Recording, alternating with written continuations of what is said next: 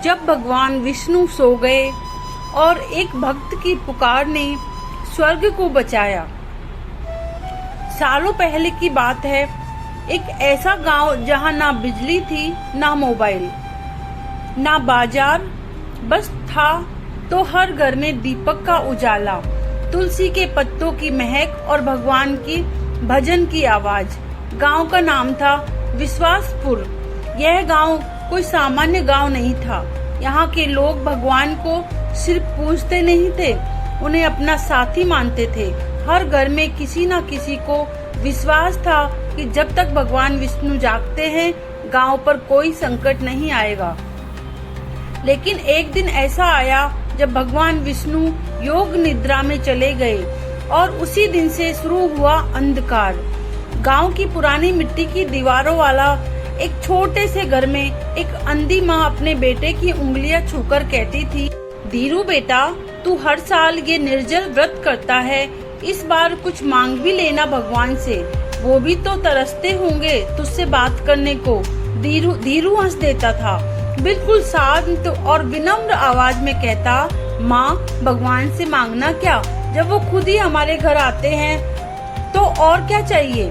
यह धीरू था विश्वासपुर का एक गरीब लड़का जो मंदिर में पूजा करता था और लोगों के घरों में पानी भरने का काम करता था। लोग उसका मजाक उड़ाते, कहते, क्या भगवान सोते भी हैं क्या? अगर वो सो भी गए तो धीरू उन्हें जगा देगा क्या? लेकिन धीरू को फर्क नहीं पड़ता। उसने माँ से बचपन में एक बात सीखी थी, भगवान जब सोते हैं तो भक्त को जागना पड़ता है। 17 जून देवशयनी एकादशी का दिन। सुबह सुबह पूरे गांव में तुलसी की पूजा की तैयारी हो रही थी। गली गली में लोग नीम की माला लटका रहे थे। मंदिर की घंटियां जोर जोर से बज रही थी। लेकिन कुछ दूर महल में बैठे राजा बलवंत ने दरबार में हंसते हुए कहा, 4 महीने भगवान सोते हैं। अगर यही सच है तो आज से हम भी छुट्टी पर चले जाएं। पूरा दरबार हंसी में डूब गया। लेकिन उसी वक्त महल के बाहर खड़ा एक अजनबी मुस्कुराया। काली आंखें, गेरुआ वस्त्र और बहुत तीव्र सांसें। उसे कोई नहीं पहचानता था। उसी रात को गांव के कुओं का पानी अचानक काला पड़ने लगा। तुलसी के पत्ते सूख गए और मंदिर के दीपक बिना हवा के ही बुझ गए। और तभी पहली बार धीरू की माँ कांपती हुई आवाज में बोली, बेटा, लगता है भगवान सो चुके हैं, अब तुझे अकेले जागना होगा। रात आधी बीत चुकी थी। विश्वासपुर के हर आंगन में सन्नाटा पसरा था, लेकिन मंदिर के प्रांगण में एक दीपक लगातार जल रहा था। धीरू उसी दीपक के सामने बैठा था। उसकी आंखें लाल थी, भूख, प्यास और नींद के कारण नहीं, बल्कि गांव में फैल रही अजीब सी शांति को देखकर। उसने माँ से कहा, माँ, तुलसी मुरझा गई है और वो पीपल के नीचे बैठा साधु भी अब दिखता नहीं, कुछ तो गड़बड़ है। माँ ने कांपते हाथों से उसके सिर पर हाथ फेरा। बेटा, ये वही समय है जब भगवान 4 महीने होने के लिए योग निद्रा में चले जाते हैं। लेकिन याद रख, नींद भगवान की होती है पर परीक्षा भक्त की। अगली सुबह गांव के कुएं का पानी और गाढ़ा हो चुका था। लोगों के चेहरे पीले पड़ने लगे थे, जैसे कोई डर धीरे धीरे सबके अंदर उतर रहा हो। मंदिर की घंटियां बंद थी, पुजारी बीमार हो गए थे।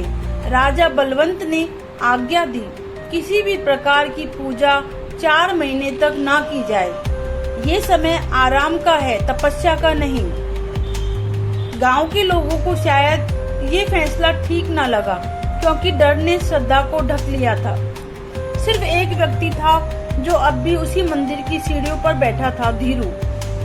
उसी रात जब गांव के लोग गहरी नींद में थे, महल के पुराने शिव कक्ष में एक अजनबी घुस आया। राजा बलवंत ने पूछा, तू कौन है? उसने जवाब दिया, मैं वह शक्ति हूँ जो देवताओं की नींद का इंतजार सदियों से कर रही थी। जब विष्णु जागते हैं मैं नहीं टिक सकता, लेकिन जब वह सोते हैं तो स्वर्ग, धरती और गांव मेरे हो जाते हैं। राजा ने हंसते हुए कहा, अगर तू सच में शक्तिशाली है तो दिखा कुछ। उस अजनबी ने बस हाथ उठाया और अचानक महल की दीवारों पर रक्त जैसे निशान उभरने लगे। राजा कांप गया। मेरा नाम है तामसुर, अंधकार का पुत्र। आज से यह गांव मेरा है।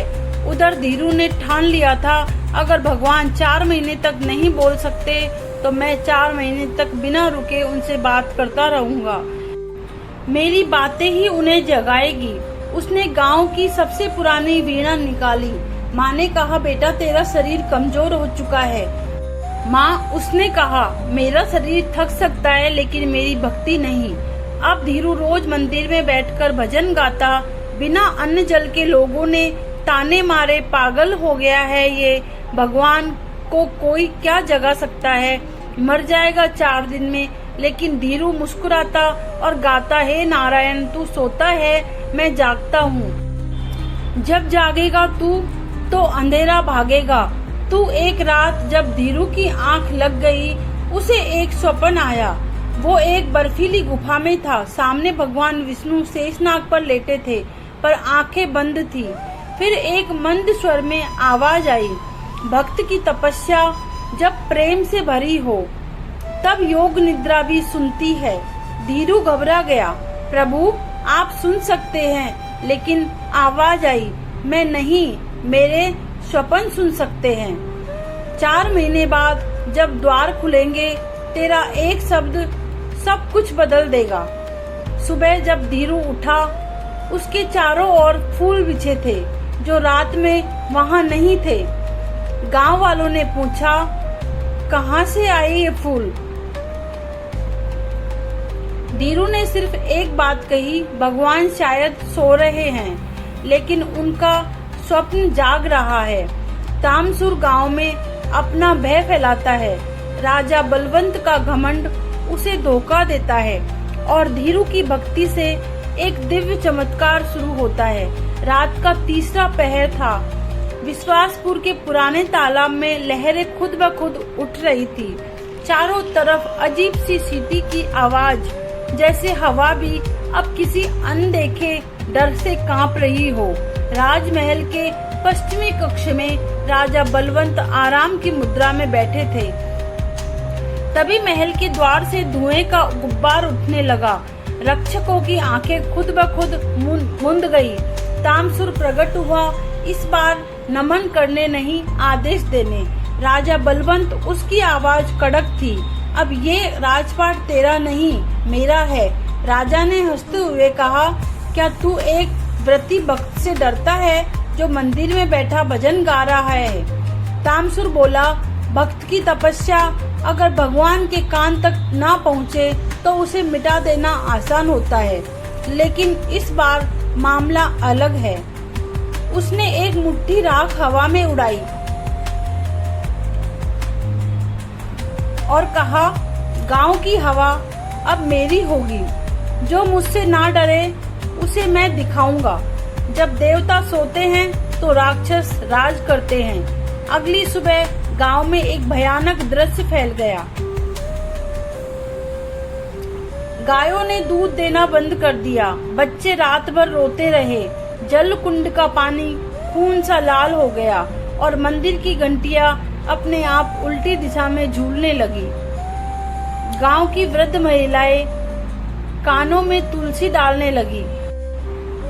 मर्दों ने अपने घरों के बाहर नीम लहसुन की माला टांग दी। राजा बलवंत ने आदेश दिया, कोई भी अब मंदिर ना जाए, धीरू को वहां से हटाया जाए। अब सैनिक मंदिर पहुंचे। वहां धीरू माँ के पैर दबा रहा था। माँ, लगता है मेरी आवाज भगवान तक नहीं पहुंच रही। माँ ने धीमे से कहा, अगर ध्वनि कान तक ना पहुंचे तो आत्मा से पुकारो। भगवान निद्रा में हैं बेटा, लेकिन स्वप्न के द्वार खुले हैं। तभी सैनिकों ने आकर कहा, राजा का आदेश है, मंदिर खाली करो। धीरू ने बस एक बात कही, मंदिर मेरा घर है और घर से कोई कैसे निकाले। सैनिक चुप रह गए। उनकी आंखों में एक झिझक थी। धीरू के पीछे जैसे कोई अदृश्य शक्ति खड़ी हो। अब तामसुर गांव के हर कोने में अपनी उपस्थिति दर्ज कराने लगा। रसोई में अनाज अपने आप जल जाता। दीवारों पर राक्षसी आकृतियां बनती। गर्भवती महिलाओं को भयानक सपने आने लगे और सबसे बड़ा संकट, लोगों की भाषा बदलने लगी। गांव वाले जब कुछ कहते तो मुंह से राक्षसी मंत्र निकलते।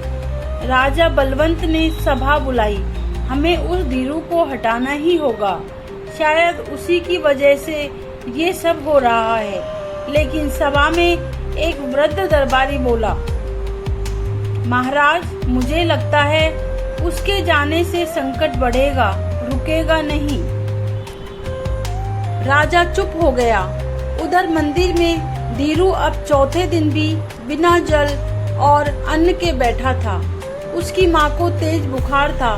धीरू ने आंचल से माँ का पसीना पोंछा और फिर एक गीत गाने लगा। तेरी नींद में भी जागता हूँ मैं, तुझसे बिछड़कर तड़पता हूँ मैं। अचानक मंदिर की वेदी पर एक कमल का फूल खिल उठा, जहाँ से 4 दिन से धूप जलाने पर भी कुछ नहीं होता था। धीरू हंसा नहीं, रोया नहीं, बस आंखें बंद करके हाथ जोड़ लिए। उसके मन में आया, भगवान अब भी सुन रहे हैं, शायद सपना देख रहे हैं और उस सपने में मैं हूँ। तामसुर ने अब एक आखिरी वार की तैयारी की थी। वह खुद रात को मंदिर की ओर निकला, लेकिन जैसे ही उसने मंदिर की सीमा पार की, उसके पैर जलने लगे। चारों तरफ से ओम नमो नारायण की धीमी ध्वनि उठने लगी। तामसुर गरजा, क्या एक पागल भक्त से भी डर लगेगा मुझे? और तभी मंदिर के गेट से एक मंद स्वर आया, तू जो देख रहा है वो सिर्फ मेरी छाया है, मैं तो अब भी नींद में हूँ। तामसुर भागा नहीं, बल्कि उसने शपथ ली, 4 महीने बाद जब यह विष्णु जागेगा, तब तक मैं इसे पूरे गांव को राक्षसी बना चुका होऊंगा। इस भाग में आपने देखा तामसुर की अंधकार भरी चालें, राजा बलवंत का घमंड और धीरू की भक्ति का पहला चमत्कार। कमल का फूल, जहां राक्षसी भय अब मासूम को घेरता है और एक भक्त की भक्ति धीरे धीरे गांव में प्रकाश फैलाने लगती है। विश्वासपुर की गलियों में अजीब सी चुप्पी थी। दिन में भी हवा भारी लगती थी, जैसे कोई अनकही साजिश आसपास तैर रही हो। तामसुर अब समझ चुका था, पुरुष डर सकते हैं, राजा घमंड में मर सकता है, लेकिन एक माँ अगर अपने बच्चे के लिए खड़ी हो जाए तो उसे कोई नहीं हरा सकता।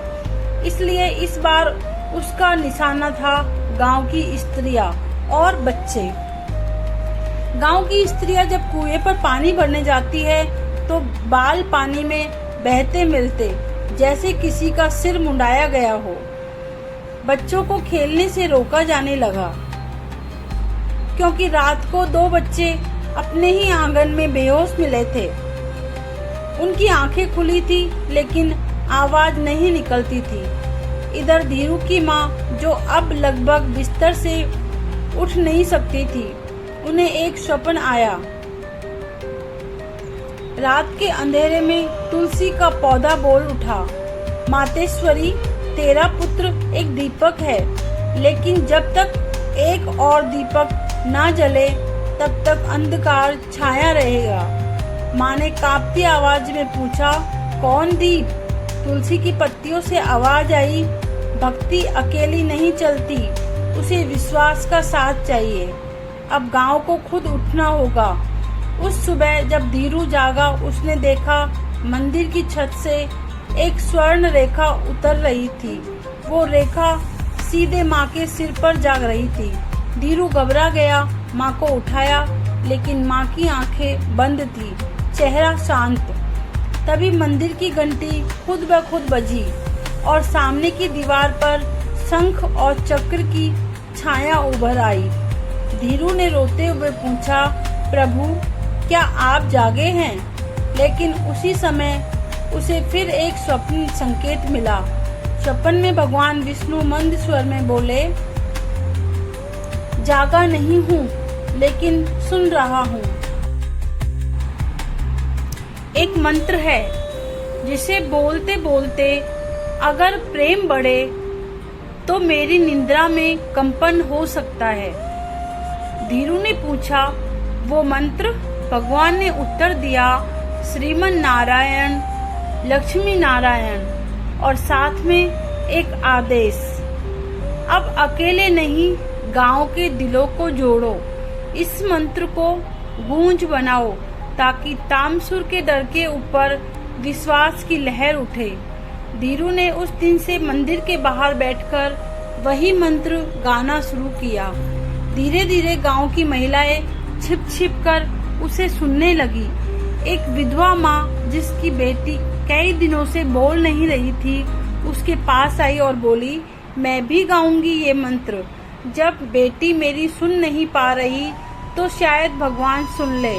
अब मंदिर की सीढ़ियों पर एक बुजुर्ग दादी, 2 महिलाएं, 3 बच्चे और एक लंगड़ा किसान हर दिन आकर नारायण नारायण गाने लगा।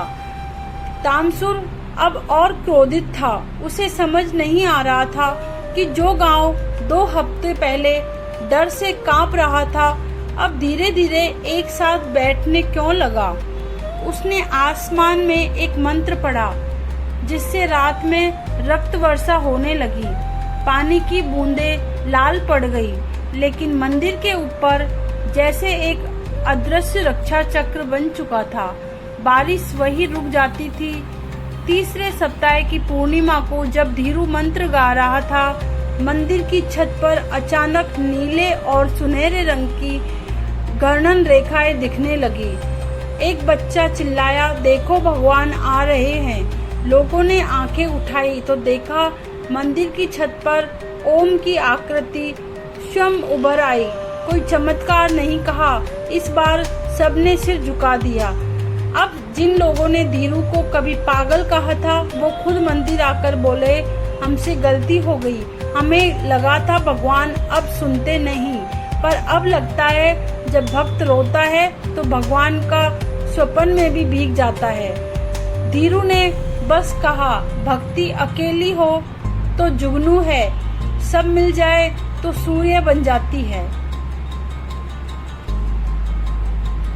तामसुर की स्त्रियां और बच्चों को निशाना बनाने की कोशिश। जहां तामसुर पहली बार सीधे मंदिर पर हमला करता है, लेकिन उसका सामना कोई तलवार नहीं, गांव की स्त्रियों के आंसू और भजन करते हैं। उस रात आकाश में चांद नहीं था, लेकिन तामसुर के महल में एक अजीब सी चमक थी।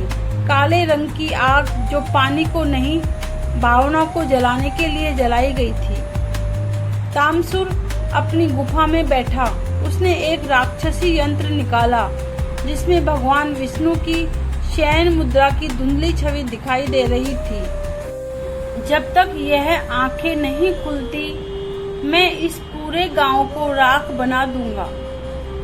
अगली सुबह जब धीरू मंदिर की सफाई कर रहा था, तब मंदिर की दीवारों पर काले सर्पों की आकृति बन गई। फिर हवा में भयावह आवाज गूंजी, धीरू आज तेरा मंदिर तेरा शमशान बनेगा। धीरू चौंका। उसने मंदिर के द्वार को देखा। वहां तामसुर स्वयं खड़ा था। उसकी आंखें आग जैसी लाल और शरीर से धुआं उठ रहा था। तामसुर ने हाथ उठाया और हवा से एक अग्नि बाण निकाला जो सीधा मंदिर के शिखर की ओर चला। लेकिन तभी धीरू की माँ, जो बहुत कमजोर थी, घुटनों के बल बाहर आई और जोर से चिल्लाई, नारायण नारायण। अग्निबाण मंदिर से कुछ इंच पहले ही हवा में पिघल गया। तामसुर चीखा, तुम्हारे ये बुजुर्ग औरतें मेरी शक्ति नहीं रोक सकती। अब गांव की महिलाओं ने मिलकर एक निर्णय लिया। जब राक्षस स्त्री और बच्चों को डराना चाहे तब माँ दुर्गा की शक्ति जागती है। 35 महिलाएं छोटे बच्चों को गोद में लेकर मंदिर की सीढ़ियों पर बैठ गई। सभी ने दीपक जलाया और एक स्वर में गाने लगी, ओम नमो भगवते वासुदेवाय। धीरे धीरे पूरे गांव में ये मंत्र गूंजने लगा। तामसुर ने अब एक ब्रह्म का जादू चलाया। मंदिर के चारों ओर धुआं भर गया। हर किसी को लगने लगा कि पास बैठा इंसान भूत है। औरतें डरने लगी, बच्चे रोने लगे, कुछ लोग उठकर भागने लगे। लेकिन तभी एक महिला जो हाल ही में विधवा हुई थी चिल्लाई, तू भ्रम दिखा सकता है लेकिन मेरे बेटे की भूख नहीं मिटा सकता, तू हमें भगा नहीं सकता। उसकी आवाज में ऐसा दर्द था कि धुआं वहीं रुक गया। धीरू जो अब भी मंदिर के भीतर बैठा था धीरे धीरे रोने लगा। उसने भगवान से कहा, प्रभु क्या आपके स्वप्न में भी ये दिखाई नहीं देता कि आपकी दुनिया जल रही है। उसने रोते रोते वही मंत्र गाया, ओम नमो नारायणम, ओम नमो नारायणम। और तभी एक चमत्कार हुआ। तामसुर जैसे ही मंदिर के अंदर घुसा, मंदिर की वेदी पर रखा शंख अपने आप घूमने लगा। मंदिर की मूर्ति की आंखों में एक बूंद आंसू टपकी। वो बूंद सीधे धीरू की हथेली पर गिरी और जैसे ही वो बूंद गिरी धीरू का शरीर नीले प्रकाश में भर गया। धीरू के शरीर से एक ज्योति उठी जिसने मंदिर को चारों तरफ से घेर लिया। तामसुर जैसे दीवार से टकरा गया। उसने जोर से चिल्लाया, ये कैसे संभव है? धीरू ने शांत स्वर में कहा, जब एक माँ का आंसू भगवान के चरणों में गिरता है तो रक्षा कवच बन जाता है। अब वो महिलाएं जो कल तक घरों में डरती थी आज एक एक करके मंदिर के चारों कोनों में दीपक लेकर खड़ी हो गई। हर दीपक की लो तामसुर को एक अलग शक्ति दिखा रही थी। किसी में माँ की पुकार, किसी में विधवा के आंसू, किसी में भूख से रोता बच्चा, किसी में गांव की बेटी का विश्वास। अब मंदिर कोई इमारत नहीं था। वो उस रात जब गांव सोया धीरू नहीं सो पाया। मंदिर की दीवारें शांत थी लेकिन उसके भीतर एक घुटन थी। उसे लगा जैसे उसके शरीर से कोई ऊर्जा निकल रही है। वह आंखें बंद करता और फिर स्वप्न में पहुंच जाता, लेकिन ये स्वप्न नहीं भगवान विष्णु का चेतन लोक था, जहाँ एक दिव्य कमल था जिसके बीच भगवान विष्णु लेटे थे। आधे जागे आधे सोए धीरू ने पुकारा, प्रभु अब और प्रतीक्षा मत कीजिए, राक्षस गांव की आत्मा को खा रहा है। भगवान विष्णु की एक आंख धीरे से खुली, मुस्कुराहट आई। धीरू भक्त की आहान शक्ति से मैं हिल चुका था, लेकिन पूर्ण जागरण के लिए तुम्हें एक अग्नि परीक्षा देनी होगी। विष्णु बोले, मैं तुम्हें 3 रातों तक मृत्यु, मोह और अभिमान के रूप दिखाऊंगा। अगर तुम विचलित नहीं हुए तो मेरी निद्रा टूट जाएगी। धीरू ने झुककर कहा, जैसे आप कहे प्रभु। पहली रात धीरू को दिखा उसकी माँ अंतिम सांसें ले रही है। उसका पूरा शरीर कांप उठा, लेकिन तभी आकाश से आवाज आई, अगर तू रोया तो मेरी निंद्रा और गहरी हो जाएगी। धीरू माँ के पास गया बस उनका हाथ थामा और कहा, माँ आप मेरी शक्ति थी, लेकिन अब मैं वो शक्ति दूसरों में बांटूंगा। अगले ही क्षण माँ गायब हो गई और मंदिर में दीपक फिर से प्रज्वलित हो गया। अब उसे दिखा एक सुंदर जीवन जहाँ वह राजा बन चुका है। गांव में सम्मान, धन, प्रेम सब कुछ है। उसके सामने भगवान खड़े हुए हैं और बोले, अगर तू इसे स्वीकारता है तो तामसुर सदा के लिए चला जाएगा, लेकिन मैं भी फिर कभी नहीं जागूंगा। धीरू ने मुस्कुराकर कहा, अगर प्रभु को छोड़कर संसार मिले तो वह संसार मृत है। मैं अपनी मिट्टी को चुनता हूँ और वह दृश्य भी मिट गया। तीसरी रात, अभिमान की परीक्षा। अब तामसुर स्वयं सपने में आया। उसने कहा, देख धीरू, तेरे नाम की कथा हर द्वार तक पहुँच रही है। लोग तुझे नया नारद कहने लगे हैं। तू चाहता है ना कि भगवान तुझसे बात करे। तुझे दिखना है सबको कि तू अकेला भगवान को जगा सकता है। धीरू मुस्कुराया और जमीन पर लेट गया। मैं कुछ नहीं, बस प्रभु का राग हूँ। मैं मिट जाऊं पर प्रभु जगे, यह मेरी पूजा है। और अगली सुबह यह तीनों रातों की अग्नि परीक्षा से ऊपर चुका था। अब सुबह जब मंदिर की घंटी बजी तो किसी ने नहीं बजाई थी। वह स्वयं हिल रही थी और उसके साथ पूरी धरती हल्का हल्का हिलने लगी थी। धीरू दौड़ता हुआ आया तो देखा मंदिर की मूर्ति की दाहिनी आंख खुल चुकी थी। भगवान विष्णु के होठों से एक वाक्य निकला, धीरू तू तपस्वी है। उधर तामसुर अब अंतिम दांव चल चुका था। वह अब स्वर्ग की एक छाया शक्ति को अपने साथ ले आया था, जिसका नाम था मायना। एक ऐसी शक्ति जो किसी भी चीज को देखने में दिव्य और भीतर से विनाशकारी बना देती है। उसने पूरे गांव को एक भ्रम में डाल दिया। लोग एक दूसरे को दुश्मन समझने लगे। माँ बेटी आपस में झगड़ने लगी। मंदिर में पत्थर फेंके जाने लगे। धीरू को भी लोगों ने कहा, अब बस करो, तू ही सबका दुश्मन है। अब धीरू चुप हो गया। उसने मंदिर में जाकर फिर से एक दीपक जलाया और बस ये बोला, हे प्रभु, अब मैं अकेला नहीं हूँ, लेकिन अगर फिर भी इस दुनिया को बचाने के लिए मुझे मिटना पड़े तो मैं तैयार हूँ। और उस दीपक की लौ से एक छोटी सी ज्वाला उठी, जो सीधे भगवान विष्णु की मूर्ति की माथे पर लगी और मूर्ति की दोनों आंखें एक साथ खुली। मंदिर भर गया स्वर्ण प्रकाश से। शंख बजने की आवाज आसमान तक गूंज उठी। गांव की ब्रह्म शक्ति टूट गई। लोगों ने एक दूसरे को फिर से पहचाना।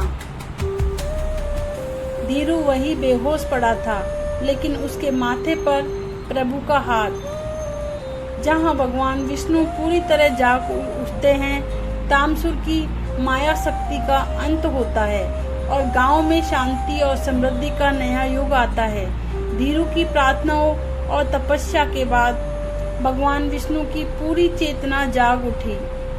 मंदिर के शिखर पर स्वर्ण प्रभा फैल गई। धीरू ने देखा कि विष्णु जी ने अपनी त्रिनेत्र खोल दिए थे, जो सारे संसार की अज्ञानता और बुराइयों को भस्म कर रहे थे। तामसुर ने देखा कि अब उसकी कोई चाल काम नहीं आ रही। उसने मायना नामक अपनी सबसे खतरनाक शक्ति बुलाई, जो भ्रम और विनाश फैलाती है। लेकिन भगवान विष्णु ने उस शक्ति को अपने सुदर्शन चक्र से काट दिया। भगवान विष्णु धीरू सहित पूरे गांव को आशीर्वाद दिया। गांव के लोग फिर से एकजुट हो गए और मंदिर के आसपास एक नया सांस्कृतिक पर्व शुरू हुआ, जो आज भी विश्वासपुर में मनाया जाता है। नया पर्व विश्व जागरण पर्व। यह पर्व हर वर्ष एक दिन मनाया जाता है जब भगवान विष्णु पूरी तरह जागे थे और अंधकार पर प्रकाश की जीत हुई थी। धीरू की भक्ति ने केवल भगवान को जगाया ही नहीं बल्कि पूरे गांव की आत्मा को भी जगाया। इस कहानी से हमें सीख मिलती है कि सच्ची भक्ति और धैर्य से किसी भी अंधकार को रोशनी में बदला जा सकता है। ओम नमः शिवाय। हर हर महादेव। जय श्री श्याम, जय श्री राम।